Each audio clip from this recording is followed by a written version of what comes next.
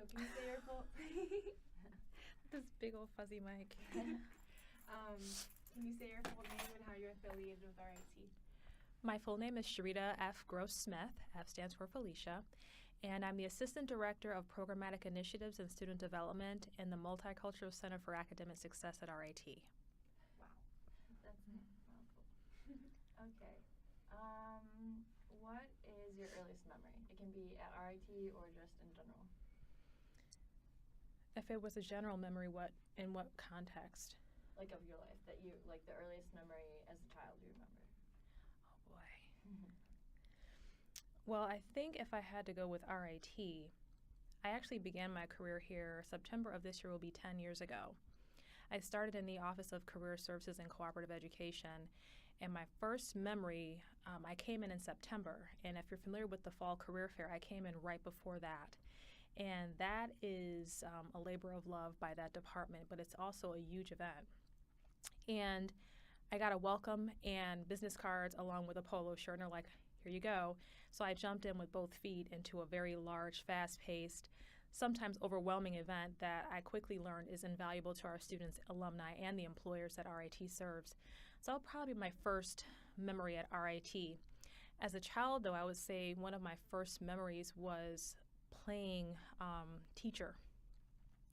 Outside of my current role in MCAS, I actually have taught at Monroe Community College, MCC.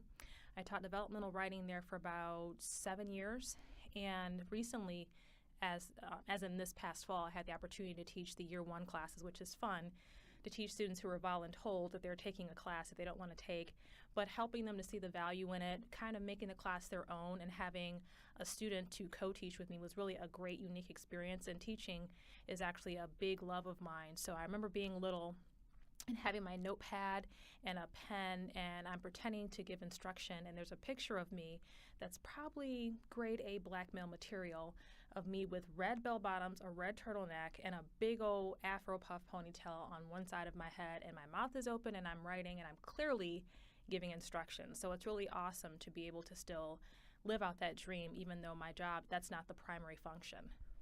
That's cool. Did you have any funny times during your Year 1 class? I think the most funny or uncomfortable moment, we had to talk about consent and Title IX items. And so the students were kind of uncomfortable with it, but we tried to find YouTube videos and interactive activities to kind of take the uncomfortability out of it. And one of the things that I told myself, if you can't talk about it, you probably shouldn't engage in certain behaviors, and it was along the lines of intimacy.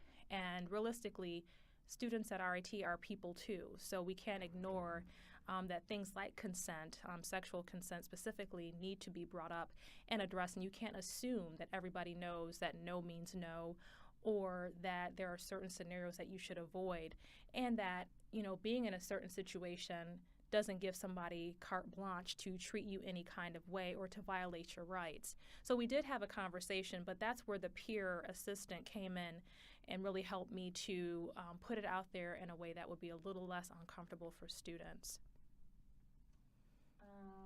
What has been the most important lesson you've learned in your life so far? Oh, there's only one. That you have to trust God's timing.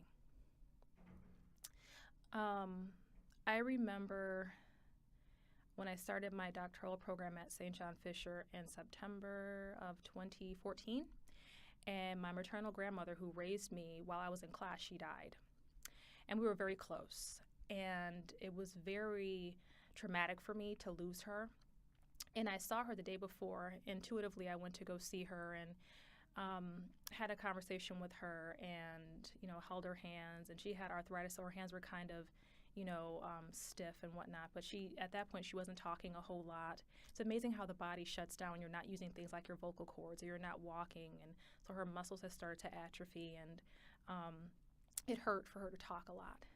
And I'm glad that I went to see her, but I remember being in class, and my cousin sent a text message and said, you should probably go to Grandma's house. She's not breathing too well. And I'm like, well, what does that mean? It's like saying, you kind of have freckles. It's like either you do or you don't, And long story short, I found out that she passed away. And I had a decision to make at that point in time. Do I stay in school? And I forgot I was also engaged newly as of that July. So fast forwarding, I actually, I completed a year of the program, and then I hit a wall where I just could not do anymore. And we had our first comp exam, which is a 30-page literature review. And I couldn't do it to the best of my ability. I mean, I tried, but I hadn't been reading the way that I needed to get the research together, and my topic was all over the place. And so I took a semester off that I was, ready to go back in March of last year, and the school told me no. They told me to wait another year. I was livid. I was so pissed. I was like, what do you mean, I'm not ready? I was born ready. I got an S on my chest. I'm about to handle this. But having that 1 year off really allowed me to grieve properly. And somebody who meant as much as my grandmother did and does to me, I needed a year to grieve. And grieving doesn't stop, of course. You never stop grieving your champion. But it allowed me to really solidify my dissertation topic. It allowed me to really come to grips with the fact that there's a lot of things I'm going to have to give up, more than I thought. It's more than just getting off of different boards and committees. It's like a second marriage. You have to marry your dissertation topic and your program, and just being able to have that focus. And so I didn't see it then, but it was God's timing that I had to take a year off. I thought I needed a semester, but I needed a year. Wow. Can you share with us some of the stories and moments that you shared with your grandmother? Oh, boy. My grandma was awesome. So my grandmother liked to people watch. So we'd sit on her porch a lot. And we'd also talk, usually before I got on a plane to go out of town. I'd always call her. So we had so many conversations on her front porch or on the plane. And she would say funny stuff to me, like one time she just randomly started talking about life suckers. And I'm like, what's a life sucker? She said, the people that don't have no job, they don't do anything with their life, but here they come, just sucking the life out of you and everything around you. You got to watch out for those life suckers. They don't have anything going for them. And I was like, okay, Grandma, life suckers, writing it down. Going to get it added to Wiki. Okay, nice term. But one thing I remember on a more serious note is I don't first identify as a first-generation college student, but that is a part of who I am. And sometimes being such breeds, I won't say contempt, I don't know if you want to call it jealousy or tension amongst family members, like other grandchildren. Part of it was my grandmother raised me, so she just was like I was the bee's knees, and she was the bee's knees to me too. And sometimes people in my family would think that I felt I was better than them. I've never said it, and I'll go on record saying I've never felt that way. Somehow, because she'd often use me as an example, and say, well, if Sharitta can do X, Y, and Z, you can too. And so I remember one day crying to her and telling her, please stop using me as an example. I don't want them to be hating on me. And she was like, baby, if they want to hate, let them hate. We all have choices, and they made their choices. You made yours. You should be proud. And something just like a light bulb went off. And I was like, you know what, Grandma, you're right. Get the dirt off my shoulder and let them hate. That's not my problem. And when I graduate, I'll invite all of them. She was like, yeah, do that, So she really encouraged me to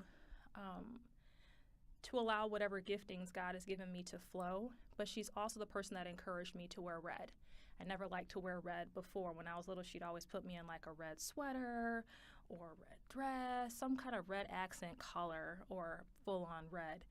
And I think, again, indirectly, she was trying to teach me that it's okay to be bold, and it's okay, to strut your stuff a little bit. Another quick memory with her, I pulled up to her house, and I got out of the car, and I had a dress on. It was summertime.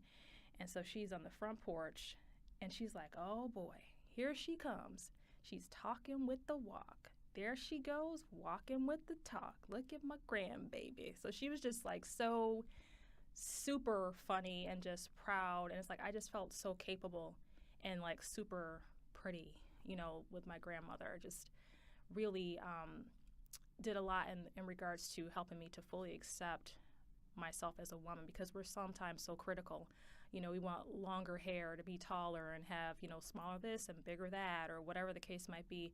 But she really pushed the agenda of accepting yourself for who and where you are and for being your best self. That's awesome. What was her name? Eloise Wade. She went by Ella. So. Mm-hmm. What is a moment that you're most proud of in your life? Wow.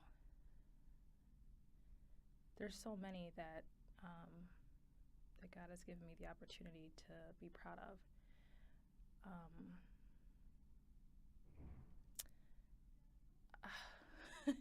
I think one of them would be becoming a Rochester Business Journal top 40 under 40. It is an honor that, frankly, not many people of color have received. And the year that I received it, which was actually, I want to say it was 2014, because I wasn't, the 2013, I think, because my grandmother was, no, it was 2014, because she had passed. Ooh. So I got it in that October. And I think I was probably one of 5 or 6 persons of color on a stage of 40 at the convention center. And to see my dad, my mom, my cousin, my then fiance, his mother, it was a really big legacy moment for me, because I think that sometimes we get trapped in thinking about equity and how things should be. And so ironically, it continued from me getting that particular honor to making myself available to be a judge in that following year and to be part of the process and be able to educate other people on how to apply to be a 40 under 40. And I remember, though, walking in to the convention center and seeing an empty chair. And it so happened that my cousin's mother was invited, but it reminded me that my grandmother wasn't there. But I think I often have to remember that people say, when you lose somebody, they're there in spirit. Frankly, I don't want to hear that. I want her to be here. But it was just a proud moment, because I know there are other people that grew up in the church that I grew up in that knew her, and they would say things like, your grandmother would be proud. And so I do believe that she would have been. I think the other moment would probably be when I graduated with my undergrad degree from State University of New York at Albany. And they were like, I had like an entourage of people that drove up, and they were early. So we had hung out the night before. And my suite mate was like, there's a bunch of people outside the peephole. I think it's your family. And we were like, okay, I'll be out in a minute. So my grandmother did make it to that one. And she was also at my master's graduation, too. So I think those were some proud moments. I think the other one, there's a whole bunch of them. The other one was when I was with the Campus Advocacy Response Team, and we got the Staff Recognition Award. And at that award ceremony, they don't let you know until you're there who won. And my grandmother was there. So it was her first time at RIT, and she was there to see it announced and to see the award being given. Because she really pushed community service as well. So that was really awesome to have her to be on campus with me, but also to see that I was putting the things that she taught me were important into practice. So. Awesome. How has your life been different than what you imagined it would be? Oh, girl. I was just trying to graduate from high school. Again, as the first, you just hope that you can just get to that baby step.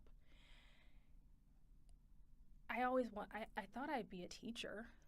And so when I got the job at MCC, which I got a few days before I actually got hired at RIT, so I worked 2 jobs for like 6 years, because I got the job I actually really wanted, which was being at RIT full time, right after the job that I dreamed of, which was teaching. So I did both. Scotch overachiever-ish. I'm working on it. But I never thought that I would be going for a doctoral degree. I thought at the very least I would finish high school and maybe get a bachelor's. That's what I thought. And I thought I would just be teaching maybe in the school district or something. I would never imagine that I would be where I am right now. Not in a million years I'd have been like, yeah, get out of here, you're lying. So. has your church meant to you growing up? The church was a second family, and they were like an indirect and silent accountability partner. You never want to do anything that's going to embarrass your church family, but I was even more scared of my grandmother. So the church was a huge piece of my upbringing. I would say that the church is like a backbone of the family even, and they were very supportive when my grandmother passed, and just an invaluable source of strength as well. So I would say, again, they played a big part in my life, in my upbringing. And how does it affect you now, currently, as you work at RIT? Or does it at all? The church? Mm-hmm. The church, or just like lessons from your grandmother? It affects me greatly. I mean, there's been times when I wanted to give up on my doctoral degree. And little things would happen, like I recently had a student come to my doorway as a black male student, very tall. And because I remember I had to look up and I'm like, hi. And they're in their second year. And the significance of him being a young man of color was what he said to me. At the time that he was talking to me, I was still on a leave of absence from my doctoral program, and I was debating starting back up again because pretty much, like I said, it's like a second marriage. Your life is not your own. And I have 12 to 18 months left, so technically next fall I could be done, and I hope that's the case.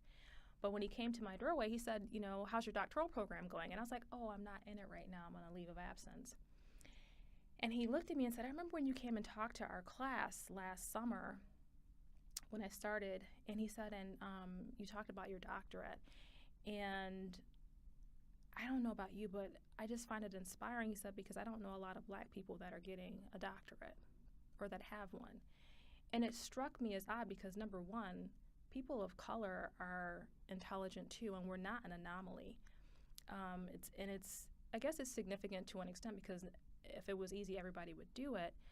But I, number one, didn't know he was paying attention when I was talking that day in the summer because that's a 4-week program and the students are usually totally over hearing adults talk. And secondly, just as much as I didn't anticipate being who and where I am right now, I didn't think I would be someone that someone would say was inspiring to them. And third, it let me know that students are always watching. Even when you think they're not watching or paying attention, that's why, as my grandmother has always said, you have to be mindful of what you do and who you hang around, and just, making sure that you keep God at the forefront. She would always tell me that, if you believe in God, that he'll give you the desires of your heart. So that student in my doorway at that moment was a reminder I felt of me not being able to quit because he's watching and he's going to come back and be like, oh, so when do you graduate? So. Nice. Mm-hmm. Who has been the most important person in your life? My grandmother. Mm-hmm. Hands down. Don't even have to blink twice. I mean, besides God, of course, but it would be her. My grandmother stopped school in 8th grade, but she was one of the smartest people I'd ever met, so. Mm-hmm. Are there any funny stories that your family always tells about you? Oh, God. I don't know if I should be telling this one because you guys are students. I think I can. So, I am greedy. And apparently I started early with my massive consumption of food. My mom had a rum and Coke on the edge of the table, and it was like in a tumbler glass. And I'm thinking, oh, this is soda. I'm about to kill this real quick. Mom's not looking. So I'm, walking real slow because I was, not quite of age. I think I might have been like 4 or so. I could talk and I could walk. And my mother said I picked up the cup and I downed it real fast. And then I was like, Mom. It's like, she said, your breath smelled like alcohol and you could barely speak because you had drank this rum and Coke that was obviously not for you. And you drank it so fast that between the carbonation and the alcohol, it took your breath away. And I was like, sounds like something I would do. Yeah. So that's probably one of the funniest stories. That one and, this is a bad one. There was a friend of the family who had a glass eye. And, people like to play with babies and, coochie, coochie, coo. And So he comes over to play with me, and I see his glass eye, and it looked kind of weird to me, apparently, and I fainted because it was so scary looking to me. And apparently he felt bad, and they had to wake me up with smelling salt. Yeah. Wow. Yep. That was funny. I think we're good, Emily. Yeah, that was really good. Yeah, thank you so much. You're That's welcome. amazing. Wait. Oh, okay. We have to say one more. Okay, so can you repeat? This is my RIT narrative. This is my RIT narrative.